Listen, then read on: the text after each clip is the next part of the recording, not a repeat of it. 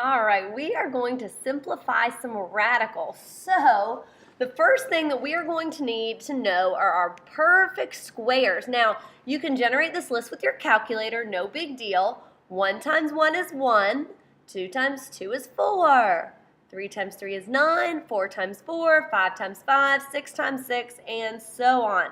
So I always write that at my paper so that I have it in front of me to use.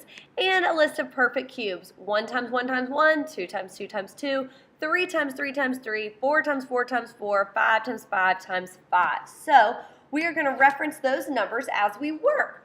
Okay, we've got to add these two radicals together. They're not like radicals, so we're going to have to do some simplifying. I'm looking at my top list in blue, the list of perfect squares, because this is a square root. I wonder what perfect square goes into 18. 4 doesn't go into 18. Oh, 9 goes into 18 2 times. All right, same deal with 12. Oh, 4, that's on my perfect square list. It goes in 3 times. You do want to pick the biggest perfect square that goes into what's under the radical sign.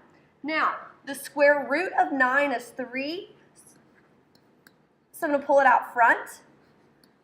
The square root of 4 is 2, so I'm going to pull that out front. Now, this 2 is already here. It's going to get multiplied by the 3 to make 6. So I have 6 square roots of 2 plus 2 square roots of 3. Those are not like radicals, so I have to stop there, but I have simplified. In class, we may have done a factor tree right at the beginning just to get used to this. So if you like doing that, then one thing we talked about was taking 18 and saying, okay, 2 goes into 18 9 times, 3 goes into 9 3 times, and then when we break down the square root of 18, so this is just another method, same problem, I could do 2 times 3 times 3. When I do a factor tree for 12, 2 goes into 12 6 times, 2 goes into 6 3 times. So I could write 12 as 2 times 2 times 3. And when we were doing a square root, we would look for doubles. There's a double right there, so it would get pulled out front.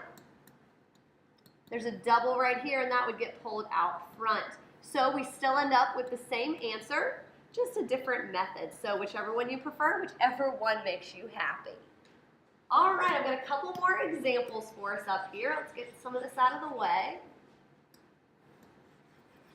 5 times the square root, 5 times 2 square roots of 3. All right, well, 5 is not in a radical and 2 is not in a radical, so we get 10 square roots of 3.